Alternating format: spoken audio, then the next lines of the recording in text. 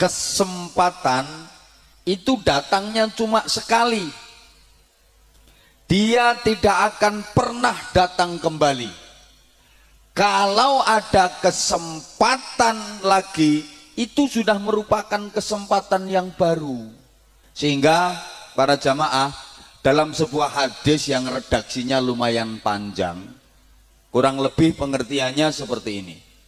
Matahari sebagai simbol waktu, itu setiap terbit di pagi hari, dia selalu berkata pada kehidupan, wahai kehidupan, wahai umat manusia, sesungguhnya aku adalah hari yang baru, aku adalah waktu yang baru, maka manfaatkanlah aku sebaik-baiknya, jangan sia-siakan aku, karena aku tidak akan pernah datang lagi sampai kiamat nanti.